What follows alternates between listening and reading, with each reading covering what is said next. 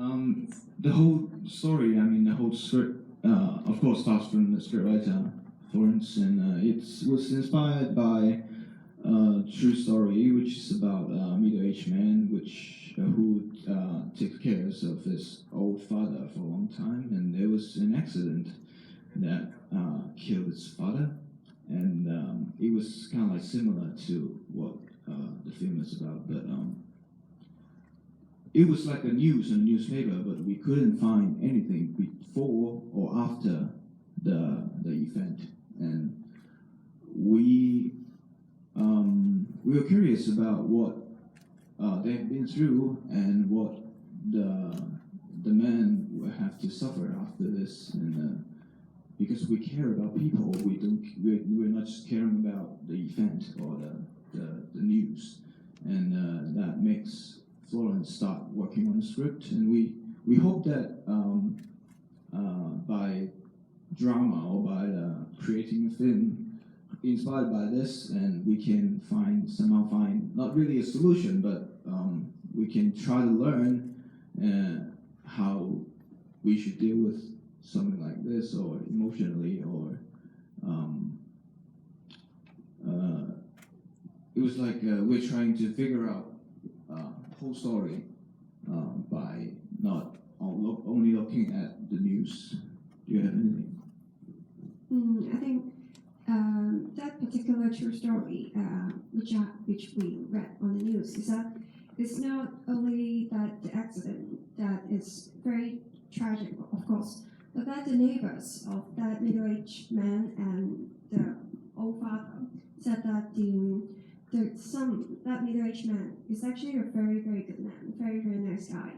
And he quit his job and he gave up everything to take care of his father. But that accident that killed his father made him, actually he was sued and he was put in jail for this. And we just think that it's very easy to label people with mental illness, and especially he killed his father, and everyone would say that he's a bad guy.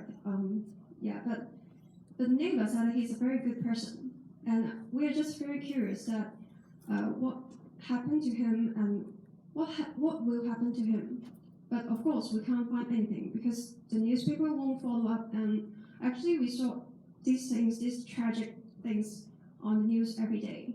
But there are very little, I don't know if there's any of us will try to get to know what happened and what will happen to them. And through a drama, I think we can try to it's just trying. Of course, we won't know what happened to that man, but we want to try to care about them and to just find out what could happen to him. And will that be a happy ending? We're not sure. We're not sure it's a happy ending, but we want to try to care about them and just hope that we can care about people around us in real life, not only the character, but the people around us everywhere.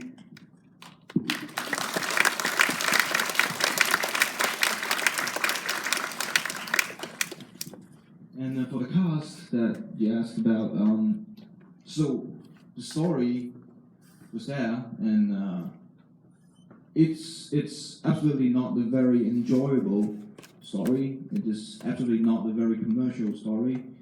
And if somebody asks, how should we do the whole production? Maybe we say we just find an indie production, we find indie cast and make it like an indie movie. That's what people expect. And but we are thinking something different. That because we are trying to spread message, what we just mentioned, and our target audience are not limited to the indie audience, and actually normal. The audience like my mother or like my relatives are actually what we're trying to reach. So, but they won't watch an indie movie actually. So we're trying to do it like in a mix and match way, in a hybrid way. It's an indie story, it's an in the production, but we have big stars in it. And yeah, it sounds ridiculous, but it is how it was done. And it was kind of like magic because the main actors really love the script, and they act in the movie, and they're not paid. I mean, they're actually not paid at all. And I'm sorry about that, and thank you very much. And this is how it was done, and it was like magic. So that's the whole story.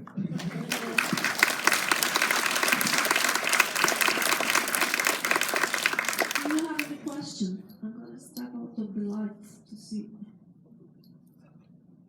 Questions? Yes, please. Can you elaborate on how you reached out to those actors, though, and how you got them involved with the project? It wasn't that dramatic as you expected, actually. We have that idea about, inviting famous actors, and actually Eric Zhang, who was as the father, was the first one we reached, and he read the script on the airplane. On the plane when he was on trip, and he said he usually we just read half and then he would fall asleep if there's another script. But at that time, he read the whole script and he really liked it. And then he would just decide immediately that he would help and he was starring in the film. And then Sean Yu was another one that I think I met him during a break of his shooting. It was like 15 minutes, and I pitched the story to him. I leave him the script for him to read, and then a few days later, he said he's gonna do it, and that's all. So it was like, I don't know, I didn't do anything dramatic or magical, but magic just happened, and I just need to say thank you, and that's all. It's the magic of a good story. Yeah, I think so. And this is the magic, because of the script, the story, and which makes us believe that script or stories have its own power, have its own incredible power. Questions? Yes, please, up there. You? Yeah. Much of the film was filmed in very small spaces. Could you talk a little bit about that? This is actually the main. We thought of shooting in a real, how should we say it?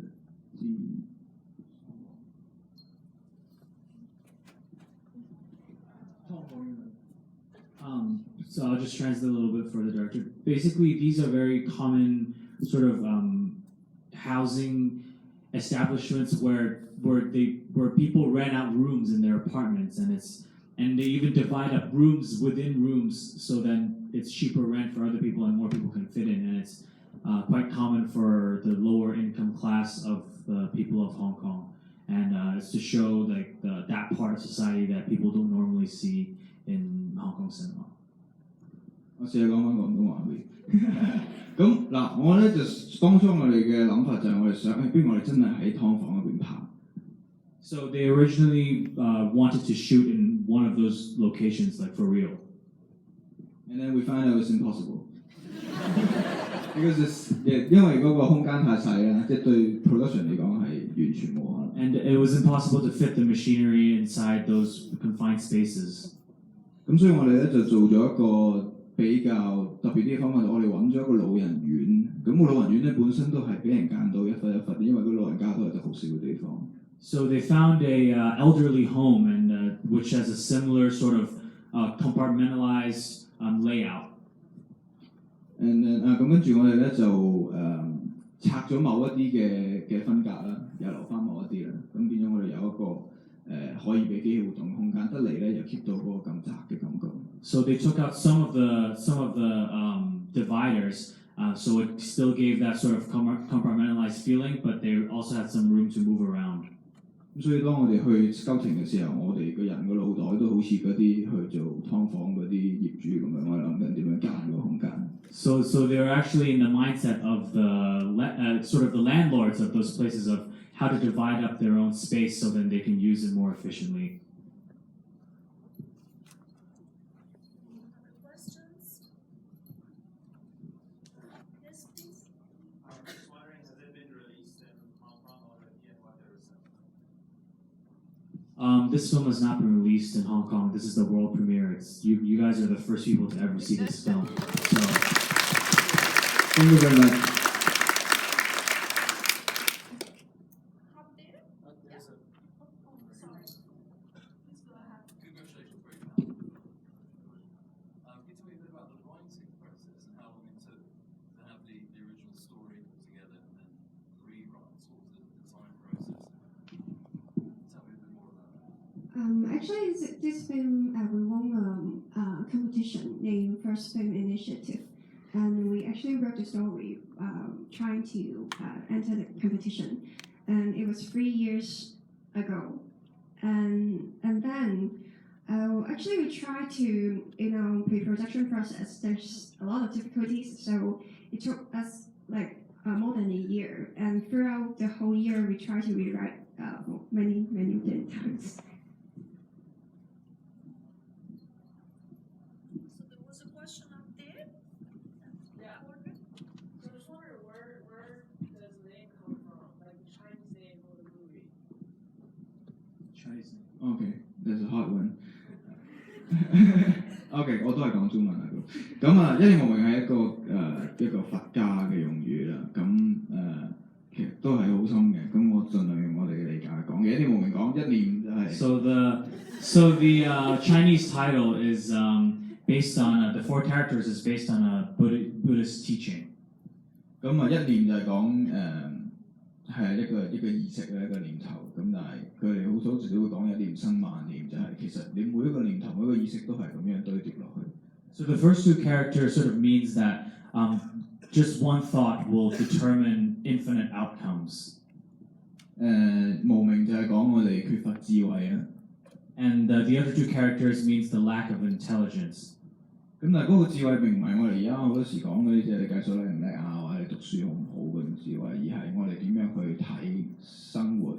係啊，你 wisdom 就係講我哋點樣睇人啦，點樣睇自己啊，點樣睇我哋點樣去生活落去。But then that sort of intelligence is not what we can measure now in terms of like how well you do in math or at school or anything. It's that sort of wisdom you have in life and the decisions that you make.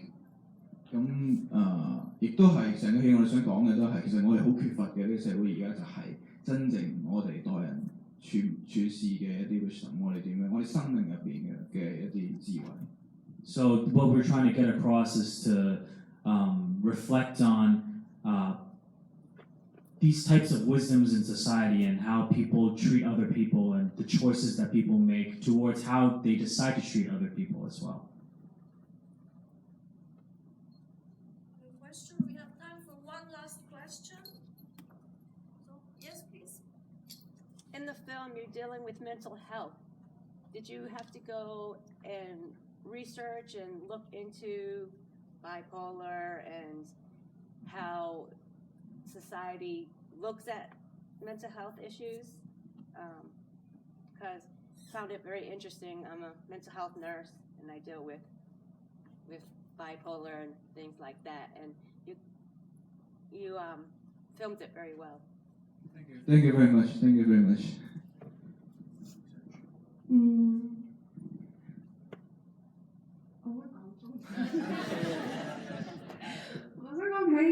我想講華人社會特別，即係華人社會特別多係對精神病患嘅唔了解同埋歧視嘅。So there's a lot of taboo it's a sort of taboo issue within, especially within the Chinese-speaking sort of culture.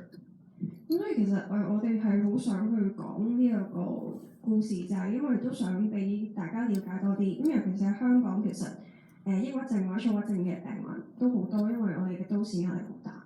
So actually, in Hong Kong, there's a lot of people suffering from mental illness, especially from depression or bipolar disorder, because of the pressures amongst in the society and the confined spaces and yeah. 咁所以我哋其實寫呢個古仔嘅時候都做咗好多 research 嘅，咁我哋揾咗精神科嘅醫生啦，咁亦都揾咗社工，咁同埋都同精神病康復者傾過，咁同埋就即中間就做咗好大嘅 research，因為我哋都好怕會錯誤咁呈現任何嘢嘅，咁好開心佢話我哋係啱嘅。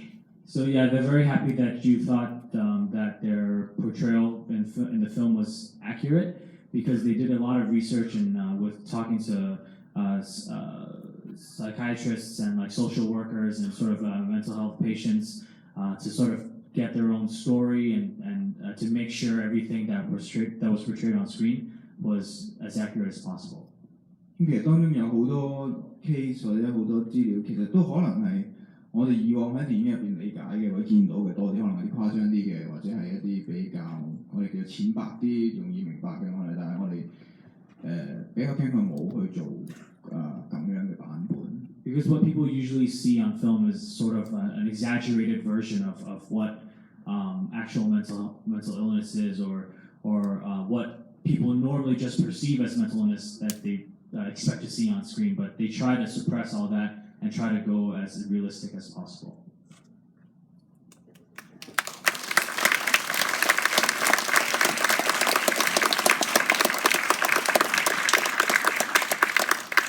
Unfortunately, we have to wrap up the conversation here. Thank you for coming, thank you for staying, and thank you for